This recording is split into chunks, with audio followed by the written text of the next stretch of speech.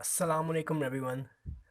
So guys, आज मैं इस वीडियो में आपको बताने लगा हूँ कि क्वाड्रेटिक इक्वेशन को आप किस तरह से सॉल्व कर सकते हैं। तीन मेथड्स हैं क्वाड्रेटिक इक्वेशन को सॉल्व करने के, बारी बारी तीनों जो है वो मैं आपको बताऊँगा कि आप किस तरह से आप क्वाड्रेटिक इक्वेशन को सॉल्व कर सकते हैं। तो सबसे पहला जो मेथड है वो है फैक्टराइजेशन का। How to solve quadratic equation by factorisation. ठीक है, फैक्टराइजेशन से किस तरह सॉल्व करते हैं वो हम देख लेते हैं। मेरे पास ये एक इक्वेशन है, 2x² 15x plus 18 is equal to 0। अब इसको हमने सॉल्व करना है फैक्टराइजेशन करके, इसके फैक्टर्स के ज़रिए हमने इसका सोल्यूशन करना है। तो सबसे पहले मैं ये जो 18 है इसको मल्टीप्लाई करूँगा जो यहाँ पे x² के साथ होगा उसके साथ। अब आप यहाँ देख सकते हो कि एक्स स्क्वेयर आ रहा है, एक्स की पावर 2 आ रही है, यानी कि जो क्वाड्रेटिक इक्वेशन होती है उसमें जो हमारे अननोन होते हैं ना, जो हमारा वेरिएबल होता है उसकी मैक्सिमम पावर 2 होती है और उसके बाद 1 है और उसके पास वैसे डिजिट आता है। ये यानी कि ये क्वाड्रेटिक इक्वेशन की जो है वो सिंबल है कि ये क्वाड्रेटिक इक्वेशन है। यहाँ पे सबसे पहले 18 का पहाड़ा पढ़ना है मैंने 2 पे। 18 ज़रब 2 किया 36 आ गया। अब मैंने कोई ऐसा पहाड़ा पढ़ना है कि जिसको ज़रब करने से 36 आए, लेकिन जमा या माइनस करने से मेरा 15 आए। तो 12 को अगर मैं 3 से ज़रब करता हूँ, 12 ज़रब 3, तो इसको ज़रब करने से 36 आता है। और मैं अगर 12 जमा 3 करूँ, 12 जमा 3 करूँ तो मेरा 15 आता है, यानी कि दोनों शराइत जो है ना, दोनों कंडीशंस फुलफिल हो गई हैं। मल्टीप्लिकेशन से 36 भी आ गया और एडिशन से जो है वो 15 भी आ गया। अब मैं क्या करूँगा, अब मैं ये 2x² वैसे आ जाएगा और इस 15 की जगह पर अब लिखूँगा 12x जमा का 12x जमा का 3x जमा 18 इज इक्वल टू 0। अब मैं क्या करूँगा, इसमें से कॉमन लूँगा और इसमें से कॉमन लूँगा। अगर मैं इसमें से मैंने कॉमन लिया तो मेरा आ गया 2x। 2x के बाद अंदर क्या रह जाएगा। अब जब ये 2x इसके साथ मैं कंपेयर करूँगा, 2 से 2 कट जाएगा, एक x कट जाएगा, बाकी सिर्फ एक x रह जाएगा। जब मैं इसको कंपेयर इसके साथ करूँगा, 2 ये 6 आ जाएगा और x के साथ x कट जाएगा तो ये सिर्फ 6 आ जाएगा। अब इसका मैं अगर करता हूँ तो इसमें से मैंने 3 कॉमन ले लिया। जब मैं इसको और इसको कंपेयर करता हूँ, 3 के साथ 3 कट जाएगा, बाकी x ही आ जाएगा। जब 3 को 6 पे करता हूँ, 3 3 1 और 3 6, तो ये 6 आ जाएगा। अब मेरा ये आ गया है 2x into x plus 6 plus 3 into x plus 6। अब ये और ये एक चीज़ बन जाएगी और इसका कॉमन ले लूँगा, ये एक्स प्लस 6 आ जाएगा।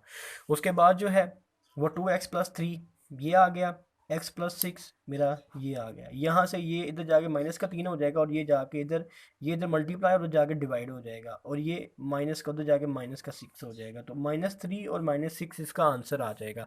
यानी कि इस तरीके के ज़रिए हम जो हमारी क्वाड्रेटिक इक्वेशन होती है उसको फैक्टराइजेशन के तरीका ये है जिससे हम सॉल्व कर सकते हैं।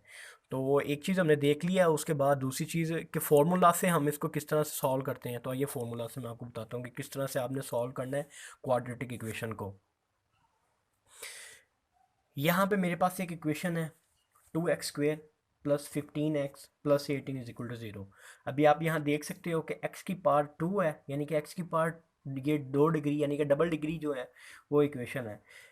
x आ रहा है यानी कि ये क्वाड्रेटिक इक्वेशन है। अब इसमें जो x² वाली वैल्यू होती है उसको हम a कहते हैं, जो x1 वाली वैल्यू होती है उसको हम b कहते हैं, और जिसके साथ कोई वेरिएबल नहीं होता वो हमारा c होता है।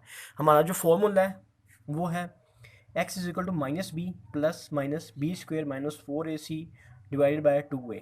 अब b की जगह पे आ जाएगा -15 और b² 15 का स्क्वायर और 4 वैसे आ जाएगा फॉर्मूले का, ए की पावर 2 आ जाएगी और सी की पावर जो है वो 18 आ जाएगी और 2 डिवाइड बाय मल्टीप्लाई बाय 2। ठीक, अब ये आ जाएगा 15 का वैसे आ जाएगा, इसका स्क्वायर लिया 225 आ गया, इसको इसके साथ मल्टीप्लाई किया, इसका आंसर को इससे मल्टीप्लाई किया 144 आ गया और डिवाइडेड बाय 2 ज़रब 2 4 हो जाएगा। 2 multiply by 2 is equal to 4। -15 वैसे आ जाएगा, इसमें से इसको माइनस किया 81 आ गया, डिवाइडेड बाय 4 कर दिया। उसके बाद x इज़ इक्वल टू ये वैसे आ जाएगा, इसका मैंने अंडर रूट लिया है तो ये +-9 आ जाएगा और इसकी जो पावर है ये 4 वैसे आ जाएगा। इसको मज़ीद सिंप्लीफाई करते हैं, x is equal to -15 plus 9 is divided by 4। अब इसमें जो है ना वो एक मैं प्लस के साथ ले लूँगा और एक मैं माइनस के साथ ले लूँगा मज़ीद सॉल्व करने के लिए। अब यहाँ पे आप देख सकते हैं कि एक मैंने जो है वो प्लस के साथ ले लिया है और एक मैंने ये माइनस के साथ ले लिया है। अब इसमें से इसको मैं करूँगा, ये माइनस का है और ये जमा का है, बाकी माइनस का 6 रह जाएगा और 4 वैसे आ जाएगा।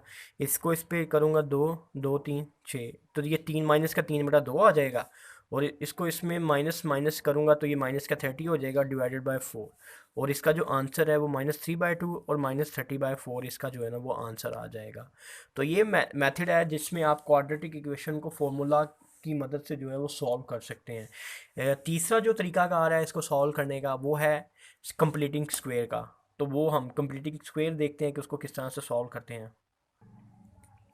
कंप्लीटिंग स्क्वायर के मेथड से क्वाड्रेटिक इक्वेशन को कैसे सॉल्व करते हैं वो हमने बात करनी है। इसमें हमारे पास एक इक्वेशन है 3x² - 2x - 12 = 0। ये जो माइनस का 12 इसको मैं उधर ले जाऊँगा, 3x² - 2x = 12, यानी कि स्टेप 1 है कंप्लीटिंग स्क्वायर के ज़रिए अगर क्वाड्रेटिक इक्वेशन को आप सॉल्व कर रहे हैं। उसके बाद जो x² है इसके साथ जो डिजिट है उसको मैंने ख़त्म करना है।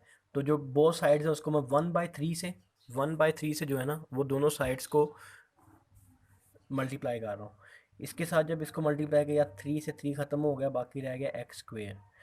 इसको जब इसके साथ किया तो ये हो गया 2x डिवाइडेड बाय 3। इसको जब इसके साथ किया 3 × 4, यहाँ पे 4 आ गया है।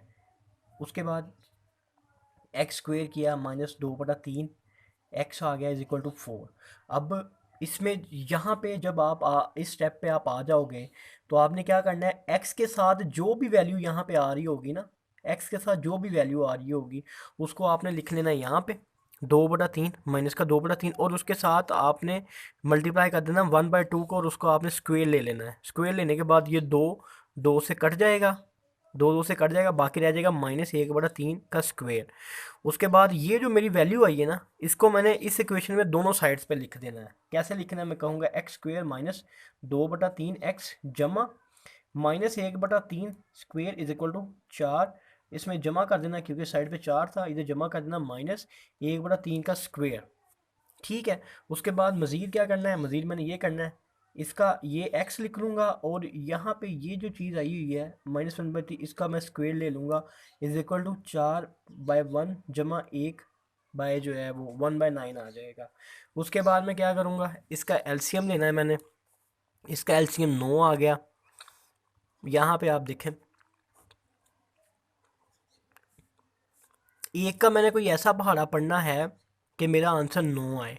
तो एक का मैं जो पहाड़ा 1 ज़रब 9 करूँगा तो 9 आएगा। ये जो 9 आएगा इसको मैं ज़रब कर दूंगा इसके साथ तो ये 36 आ जाएगा। उसके बाद मेरा ये जो 9 है इसका मैंने कोई ऐसा पहाड़ा पढ़ना है कि मेरे पास जो है वो 9 आए। तो 9 ज़रब 1 करूँगा तो मेरे पास 9 आ जाएगा। तो ये जो 1 है इसको मैं मल्टीप्लाई कर दूंगा इसके साथ, ये 1 आ जाएगा। उसके बाद ये x - 1/3 प्लस माइनस माइनस, यानी कि ये यहाँ पे पहले ये चीज़ बनेगी, ये मैंने यहाँ से डायरेक्ट किया हुआ है, यहाँ पे ये एक चीज़ ये इक्वेशन बन जाएगी x - 1/3 का स्क्वायर = ये हो जाएगा 37/9। उसके बाद इसका जो है ना वो एलसीएम लिया हुआ है, इसका जब एलसीएम लिया ये ख़त्म हो जाएगा तो ये यानी कि बाकी रह जाएगा x - 1/3। और 37 का कोई जुज़ाफ़िकल नहीं है, इसका सॉरी इसका एलसीएम नहीं है, ये एलसीएम नहीं है, ये इसको अंडर रूट कहते हैं। तो ये 37 वैसे आ जाएगा। और ये जो 9 है इसका अगर आप अंडर रूट लेते हो तो इसका अंडर रूट 3 आ जाएगा। उसके बाद ये जो इधर माइनस का है ये इधर आगे जमा का हो जाएगा और ये 37 का अंडर रूट वैसे आ जाएगा, ये प्लस माइनस माइनस और ये 3, और यही इसका जो है वो आंसर है। यानी कि इस तरीक़ाकार के ज़रिए आप जो क्वाड्रेटिक इक्वेशन है उसको कंप्लीटिंग स्क्वायर मेथड के ज़रिए सॉल्व कर सकते हैं। तो आज की इस वीडियो में मैंने आपको यही बताना था कि क्वाड्रेटिक इक्वेशन को किस तरह से आप सॉल्व कर सकते हैं, फैक्टराइजेशन से, फार्मूला से और कंप्लीटिंग स्क्वायर मेथड से। तीनों मेथड्स मैंने आपको सिखा दिए हैं, बता दिए, उनके लॉजिक समझा दिए कि उनका प्रोसेस क्या है। तो जो मेरा पार्ट था आपको बताना वो मैंने बता दिया है। अब आपने क्या करना है, आपने मेरे चैनल को सब्सक्राइब करना है और लिंक को शेयर करना है। तो ठीक है, ये मैथमेटिक्स का एक कॉन्सेप्ट आपके साथ शेयर किया है, आगे इंशाल्लाह मज़ीद भी करते रहेंगे। तो शुक्रिया, थैंक यू।